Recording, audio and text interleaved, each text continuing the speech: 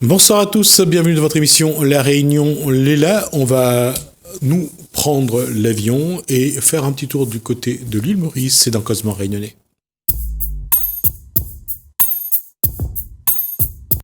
Et pour parler de l'île Maurice, qui mieux que Krishna Sao? Bonsoir. Bonsoir Jasmine, bonsoir tout le monde. Alors, on va essayer de voir un petit peu qu'est-ce qui s'est passé après ce cas qui a déclenché quand même... Oui, ce cas atypique. Ouais.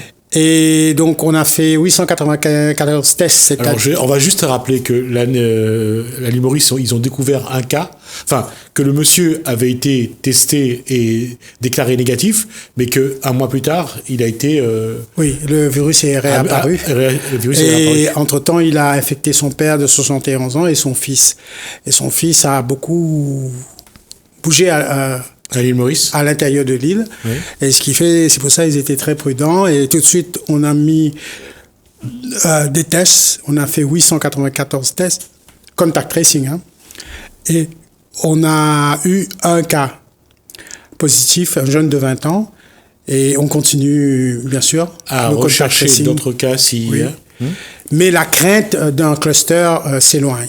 D'accord. Il y aura peut-être encore des cas comme ça, mais la première crainte, c'était le cluster. Après 894, et je pense en ce moment, il sera vers les 1000 tests, cette chose est faite. Mais aussi, il faut saluer les Mauriciens, saluer le gouvernement, qui ont à tout moment préconisé de garder le masque et distanciation sociale, même quand il y avait 0 cas local.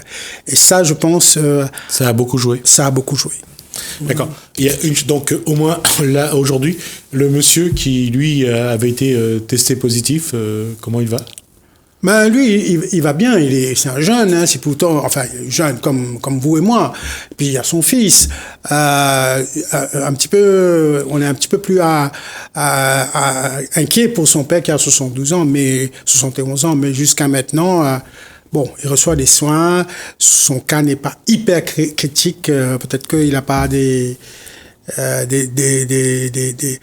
problèmes de diabète, etc., qui l'afflibirait beaucoup. On dirait que cette euphorie qui a été créée lorsqu'on a découvert ce cas s'est retombée un petit peu?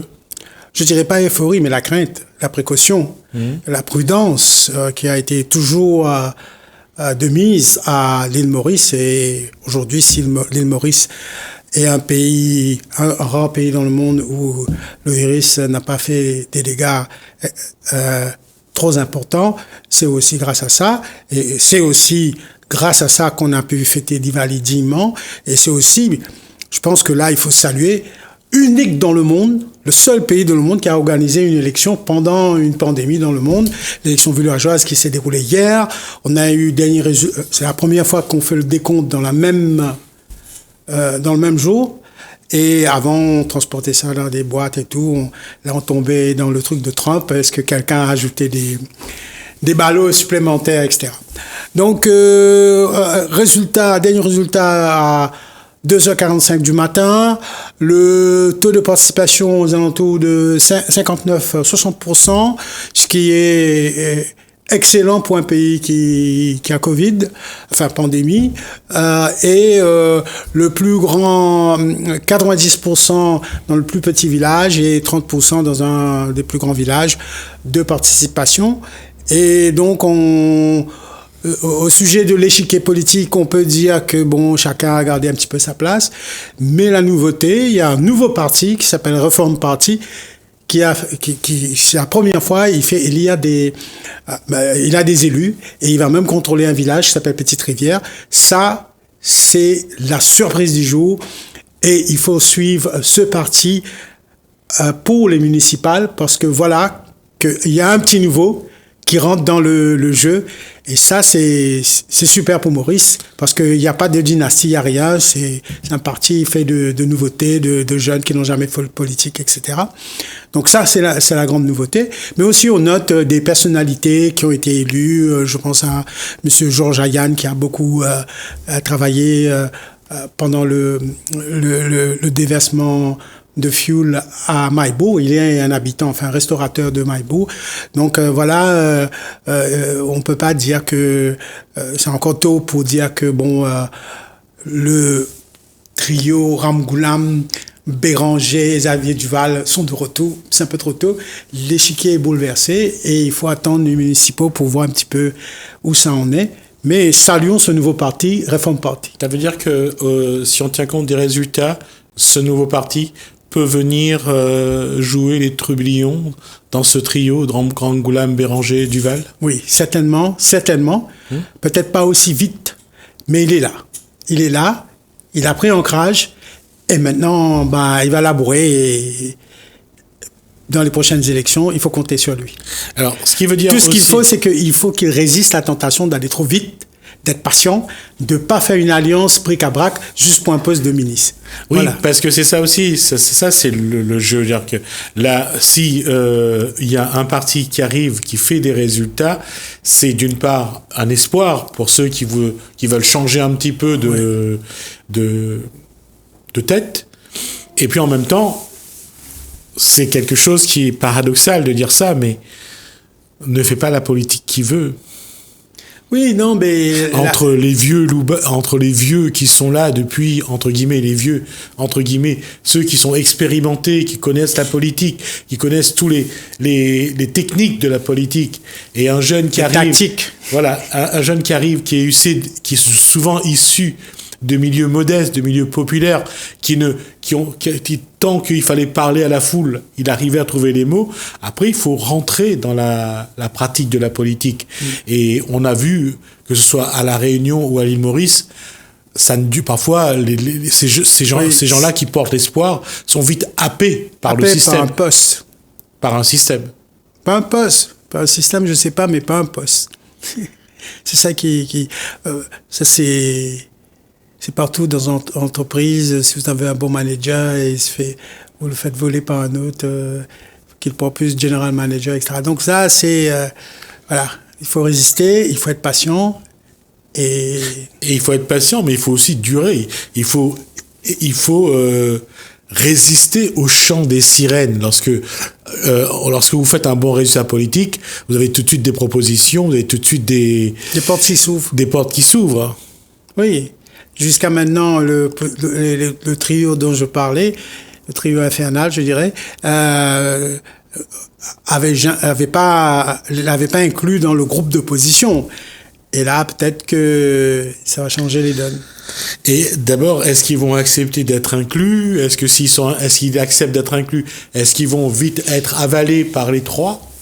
Oui, c'est le but du jeu. Il te donne un poste, après il t'avale.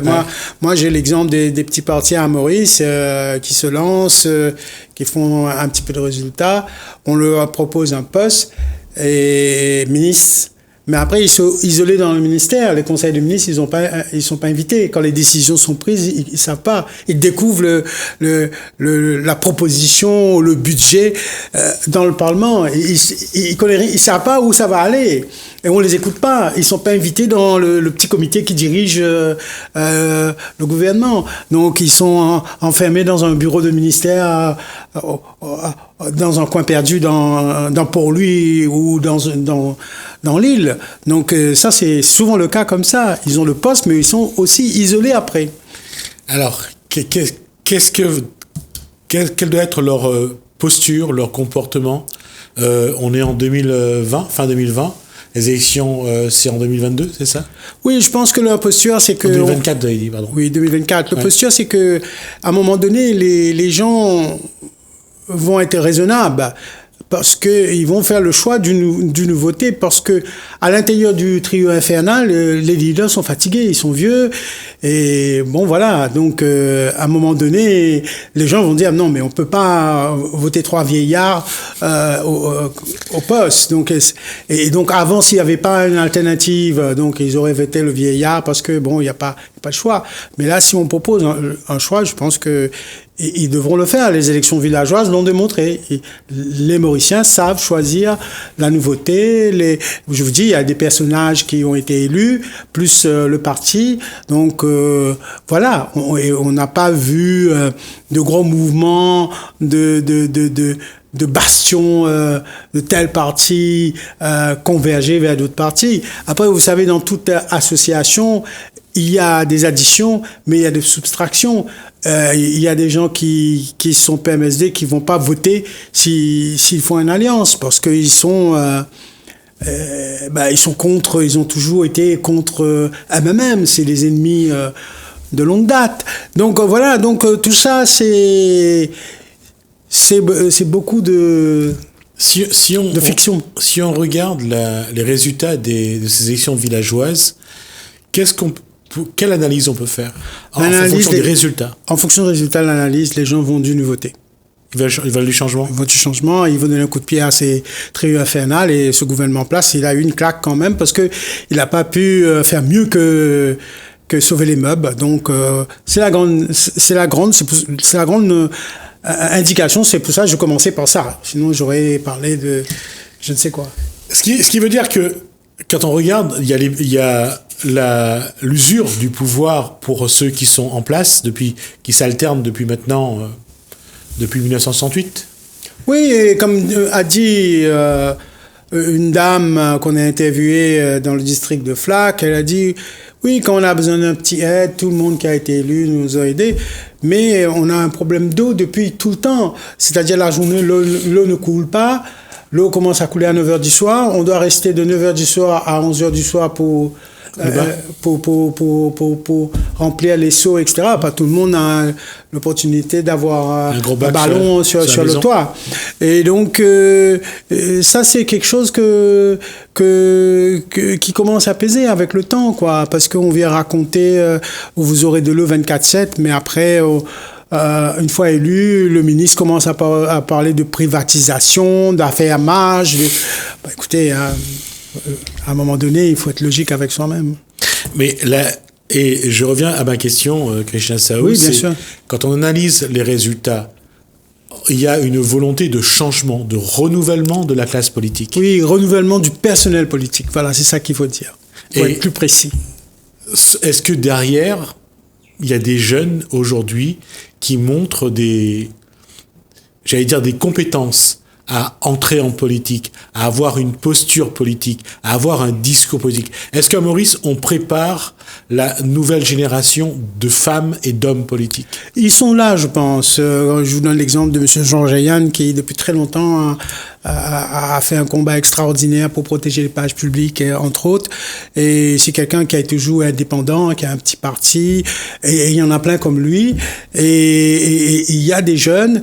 Et vous savez, à Maurice, si vous êtes un jeune, vous voulez faire de la politique, si vous tapez dans la porte d'un grand parti, s'il vous refuse, c'est foutu pour vous, hein. Donc, parce que sinon, c'était toujours le cavalier seul des 3 partis.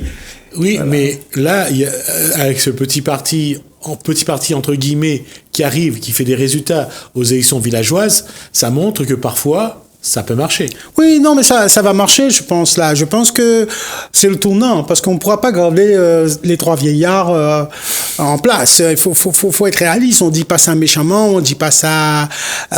c'est un constat, hein, c'est factuel, ça. Donc, Monsieur Béranger, il arrive à peine à marcher.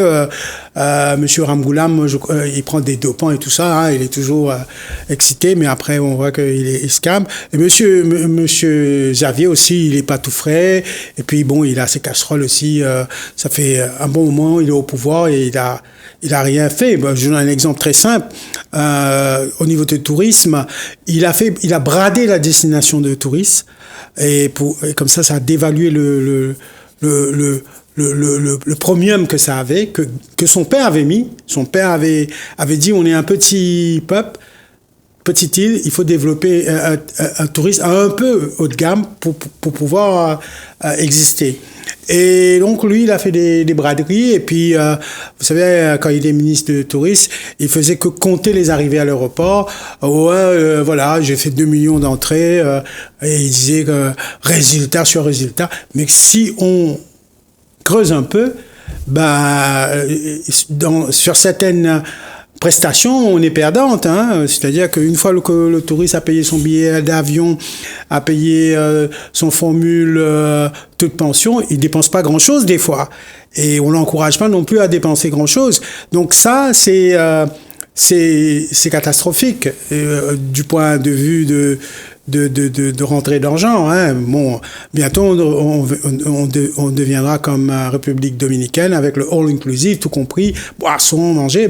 Quand vous donnez tout compris, manger, boire, gratuit, les gens vont rester à l'hôtel. Pourquoi ils vont aller ailleurs? Ils ont tout, ils ont une piscine, ils ont la plage, ils peuvent boire à volonté, ils peuvent manger à volonté. Mais il faut faire gaffe. Et ça me rappelle la mésaventure du groupe Apavou, qui avait 4 hôtels, mais qui maîtrisait pas trop le concept tout compris. Et les gens bouffaient pour 4 personnes. Après, à un moment donné, il n'avait même plus rien à la cuisine. Donc, il y a une technique à adopter. Il faut pas que toutes les viandes viennent, parce que les gens il y en a qui se met une demi-heure à l'avance du buffet. Ils rentrent et bouffent toute la viande. Après, les autres qui arrivent, qu'est-ce qu'on va leur donner? Donc, il y a une technique à bien réguler. Comment on fait ça, tout ça. Donc, pour pas faire des pertes énormes, parce que on a prévu le buffet pour peut-être par personne 2 repas. Mais il faut pas qu'une personne mange 4 repas. Donc, il mange toutes les viandes, il laisse tout dehors. Donc, ça, il faut faire attention à ça. Parce que, bon, nous, Mauriciens, quand on va dans les hôtels, on est un peu naïfs, on mange que du pizza. On croit que c'est la classe. Bon, voilà. Donc, mais tout le monde n'est pas Mauricien. Celui-là, je le connaissais pas. Ah, si, hein. Moi, quand je vais à l'hôtel, on était Club Med avec nos amis. Là, on a organisé un dîner qui était payé par l'entreprise. Nous, Mauriciens, on mange que pizza. Après, le patron lui-même, il vient nous dire, patron de l'hôtel, il dit, vous êtes couillons, vous, Mauriciens, à manger que pizza, mais allez manger un peu de viande, de trucs, goûtez un peu. On a pris des tranches de pizza, toute variété de pizza, on bouffe comme ça, comme des malades. Après, on n'a plus faim. Bon, non. Excellent. Je savais pas. Mais je reviens à ce que je disais, c'est... Non, il faut détendre un peu l'atmosphère. Oui. Hein. Bon, là, on dit rayonner. Bon, écoute, commencez à préparer le dinde, tout ça. On va pas se laisser abattre. Bon, je sais qu'il y a des gens seuls et c'est pas très cool d'aller manger seul. Et c'est pour ça que je donne cet exemple. Vous pouvez mes aventures que vous allez manger seul et vous arrivez au restaurant de l'hôtel, vous avez que des pizzas, tranches de pizza à manger pour le nouvel an. Donc, croyez pas que manger au restaurant, c'est toujours la joie.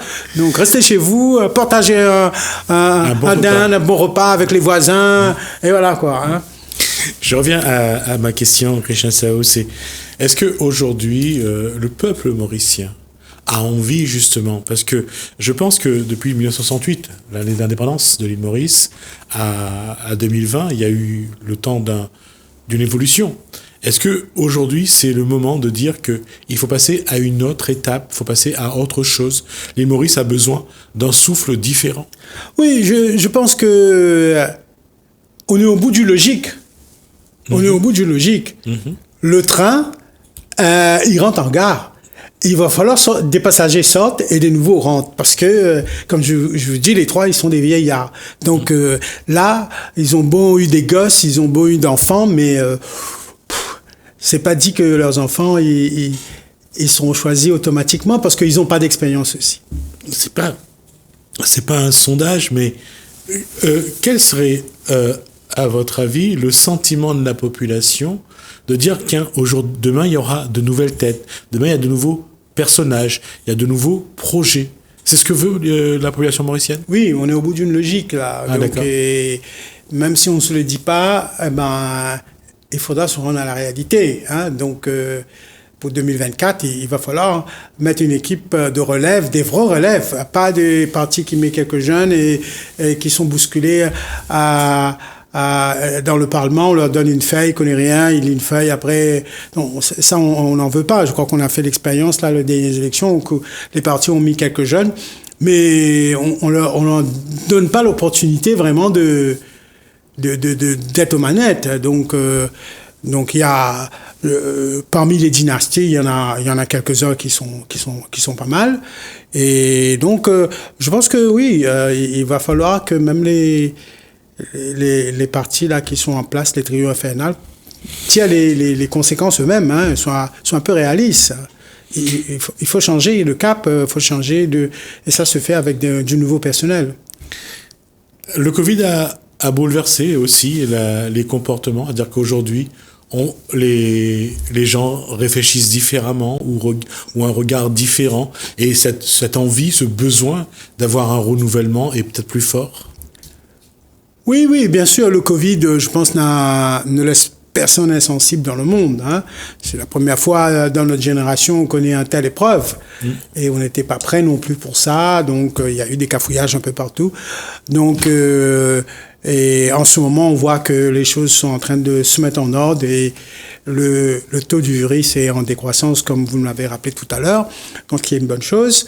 Et donc, si on continue sur cette voie-là, eh ben, un peu encore de sacrifice, de porter le masque, de distanciation sociale, et non seulement de faire que le taux du virus passe en dessus du barre d'occupation de lit d'hôpital, mais beaucoup plus bas encore. Je pense que avec le virus qui va arriver et qu'on espère, et un virus qui s'avérera 100% efficace, donc je pense que là, on a une bonne corde à jouer pour s'en sortir d'ici la fin de 2021, le temps que tout se met en place vraiment comme il faut. Merci Christian Zaou pour cet échange. Merci donc rester là pour en tout cas ces nouvelles de l'île Maurice, en tout cas qui montrent que là-bas aussi les choses évoluent, et tant mieux. Cette île est magnifique et mérite aussi de grandir à tous les niveaux. Nous, on va regarder l'épisode 3 concernant la Saint-Gilles. On se retrouve juste après.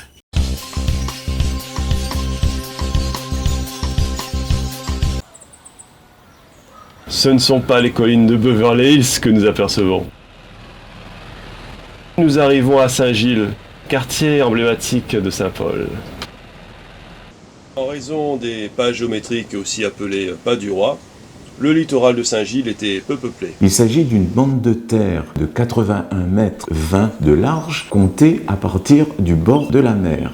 Mais en 1922, un décret autorise les pouvoirs publics à vendre quelques parcelles du littoral dans le but d'ouvrir au plus grand nombre les bords de la mer. Dès 1674, personne ne pouvait devenir propriétaire dans cette bande de terre. Les raisons étaient d'abord d'ordre militaire, pour pouvoir installer des batteries et éventuellement édifier des fortifications pour protéger l'île de toute attaque extérieure. Nous sommes avec Olivier Fontaine, qui est docteur en histoire moderne, spécialiste de l'histoire maritime de la Réunion. Vous avez écrit un ouvrage qui s'intitule « Défense et défenseurs de l'île Bourbon ».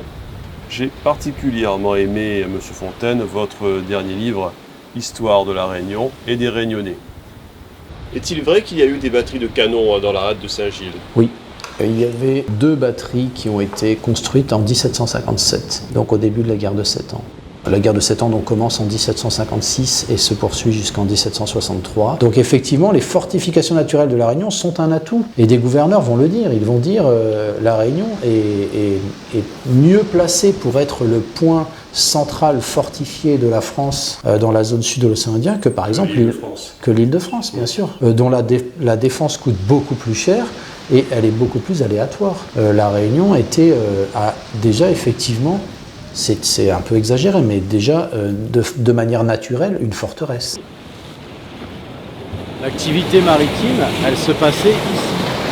Parce que Saint-Gilles était un point de débarquement. Donc dès qu'on a commencé à envisager la défense de l'île, eh bien, on a pensé qu'il fallait protéger Saint-Gilles.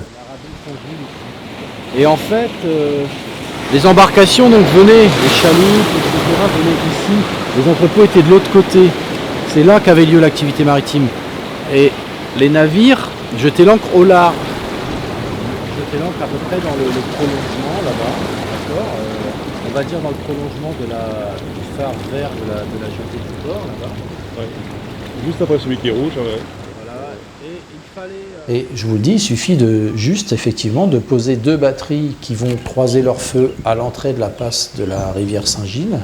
Elle se trouve derrière le corps de bâtiment là qui est la base nautique, elle est juste derrière. C'est une petite fortification qui se trouve sur la rive gauche de la ravine Saint-Gilles. Nous sommes sur l'ancienne batterie de Saint-Gilles, c'est bien cela. Exactement. Une des 2 batteries qui ont protégé la rade de Saint-Gilles, l'autre se trouvant très probablement de l'autre côté de la rivière Saint-Gilles. Et c'est la seule qui subsiste aujourd'hui. C'est vous voyez le mur qui était probablement le mur d'enceinte et les canons se trouvaient au-dessus. Et ils étaient évidemment protégés par un parapet.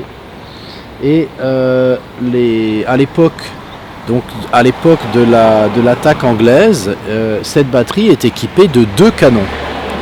Et l'autre batterie en face également de 2 canons. Et ça permettait de protéger efficacement la rade de Saint-Gilles. Et juste derrière, donc elle va tirer... Dans les textes qui parlent des 2 batteries de Saint-Gilles, on ne localise pas cette seconde batterie. Seconde batterie qui n'est pas identifiée. Une batterie qui devait donc se situer sur la rive droite de la ravine Saint-Gilles. Probablement à la base, je dirais, moi je la situerais probablement à la base du Cap Noir. Tout simplement parce que je pense qu'il fallait qu'elle soit un petit peu en hauteur, que l'endroit où elle devait être construite devait quand même être assez décalé par rapport à l'embouchure de la rivière. Donc en 1806, les Anglais exercent ce qu'on appelle un blocus autour de la Réunion, c'est-à-dire ils ont une flotte qui tourne en permanence autour de l'île pour interdire à tous les bateaux d'entrer ou de sortir. Qui fait que les vigies communiquent avec les bateaux pour essayer de leur signaler la présence de la flotte anglaise. À chaque fois, il y a un peu un jeu du chat et de la souris entre les bateaux qui viennent à la Réunion et cette escadre anglaise. Il y a ce bateau, l'Apollon, qui arrive de Madagascar et qui est pris en chasse par donc la flotte anglaise, la flotte de guerre anglaise, et qui se réfugie dans la baie de Saint-Gilles, sous la protection donc des batteries de Saint-Gilles. Et là, ce qui montre d'ailleurs l'efficacité des batteries de Saint-Gilles, c'est que les Anglais vont tenter de s'emparer de ce bateau, malgré le fait qu'il soit sous la protection des batteries côtières de Saint-Gilles. Donc ils vont ils vont d'abord commencer par envoyer ce qu'on appelle des péniches. Donc les péniches, ce sont de grandes chaloupes dans lesquelles on place des hommes, des soldats, pour qu'ils essayent de prendre l'Apollon par abordage.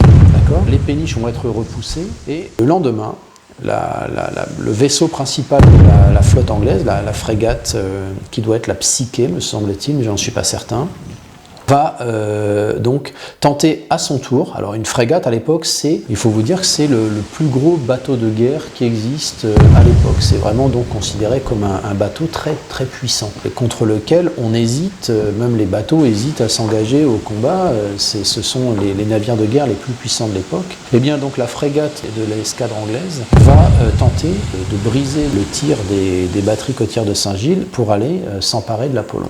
Eh bien, le système de défense de Saint-Gilles est si efficace que les batteries de Saint-Gilles vont repousser la frégate et qu'on va être obligé de battre en retraite après s'être vu infliger pas mal de dégâts par ces 2 batteries. Et d'ailleurs, Saint-Gilles ne sera plus jamais attaqué par la mer ensuite. La deuxième attaque dont je vous ai parlé, qui concerne Saint-Gilles, elle va venir de la terre.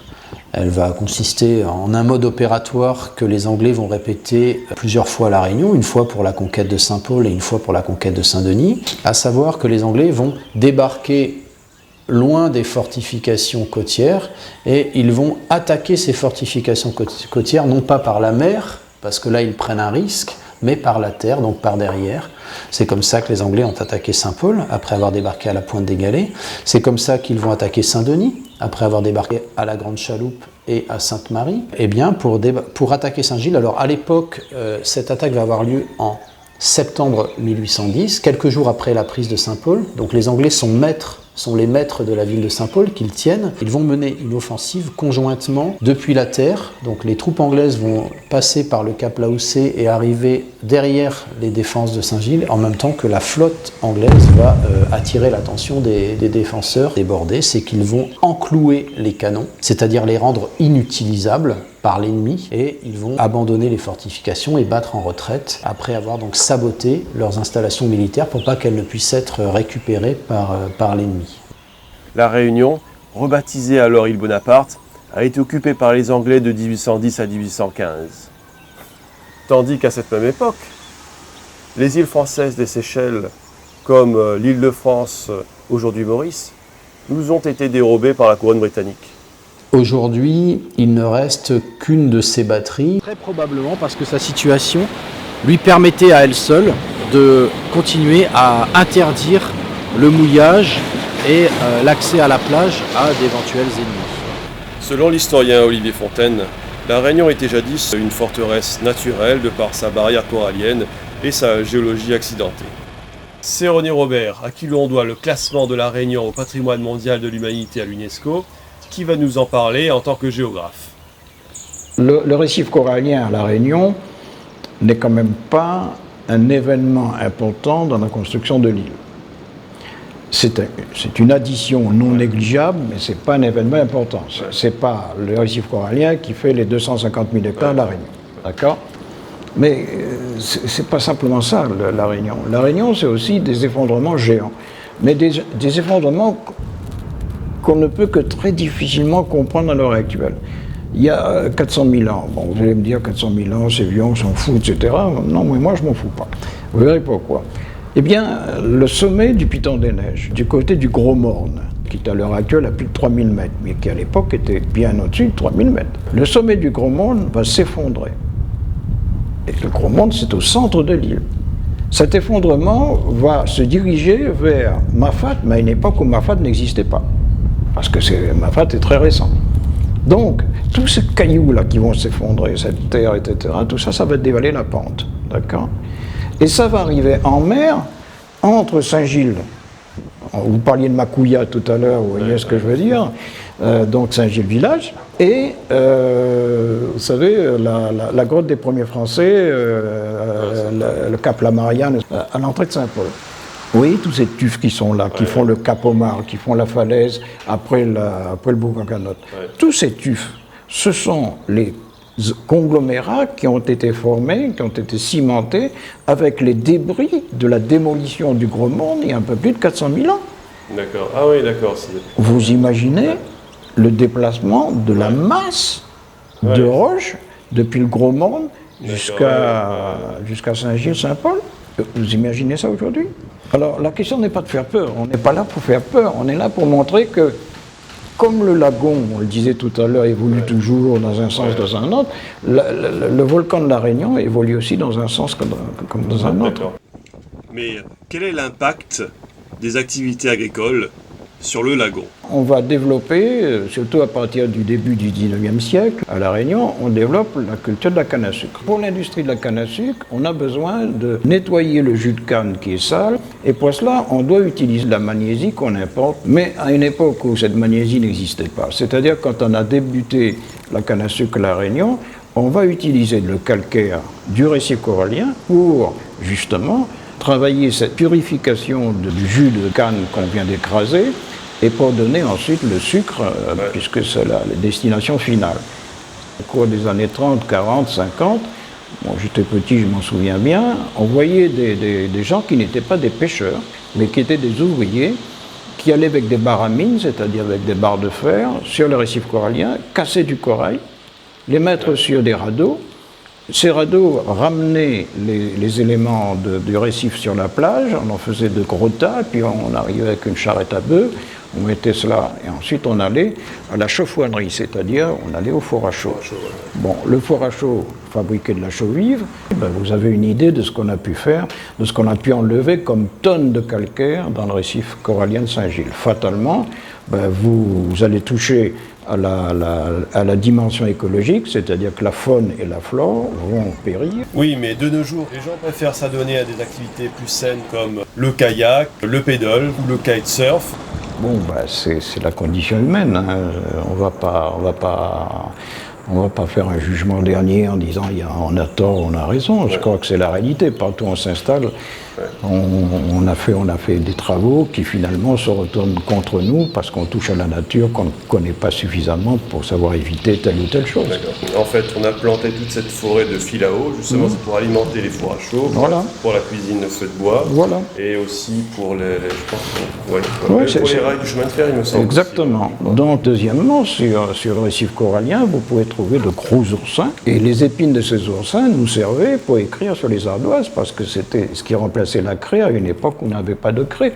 Voilà comment on utilise la nature et comment on la transforme, parce que nous aussi, on a besoin de vivre, et pour notre vie, on a besoin de la craie pour les ardoises des gosses, on a besoin du coton, on a besoin du fil à eau, voilà.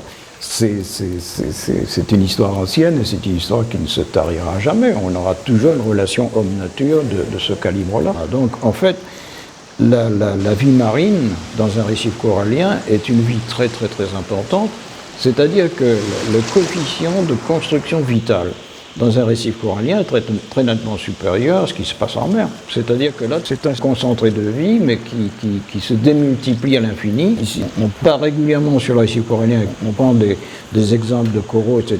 D'année en année, il y a des transformations, il y a des vies nouvelles qui apparaissent. On n'a jamais terminé de faire le bilan.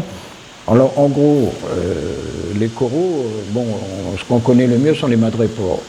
Les madrépores, c'est par exemple les cornes de cerf, d'accord ? C'est comme ça, voilà. Les feu, là. Voilà. Les millépores. Les millépores qui sont proches justement des trucs de feu. Alors, les acropores, qui donnent notamment les grosses boules des systèmes de millépores. Les boudins de mer. Qu'est-ce qu'ils font ? Ils vont brouter les têtes de coraux, comme par exemple les balistes, etc., qui vont digérer. Et au moment où ils relâchent les excréments dans la mer, une partie des excréments, c'est du sable. Autrement dit, tu as des animaux qui fabriquent du sable. Des coquilles qui vont devenir du sable, des algues qui vont devenir du sable, et des polypes qui vont devenir du sable. Au total, à l'arrière, on a une immense plaine qui part jusqu'à la falaise qui est à l'arrière, puis l'église qu'on a vue tout à l'heure jusqu'à la Saline, c'est une ancienne plage énorme qui correspond à un récif corallien qui était beaucoup plus important que le récif actuel. Les coraux qui ont des formes de crâne, voilà. Et ceux qui ont des couleurs comme jaune, violet. Voilà. Et alors les couleurs, attention, les couleurs c'est quand même d'autres choses. Hein. C'est un pigment qui est dans le corail, qui est dans le calcaire, c'est ça. Et qui renvoie la couleur qui ne capte pas dans l'arc-en-ciel des couleurs. Si on revoit le jaune, c'est-à-dire qu'il a pompé les couleurs et qu'il rejette le jaune. En fait, il n'est pas jaune. Une rose qui est rose, en fait, a pompé toutes les autres couleurs, on voit le rose. C'est pourquoi les abeilles ne voient pas comme nous la même couleur des roses ou la même couleur de ceci ou de cela. C'est fantastique, ça.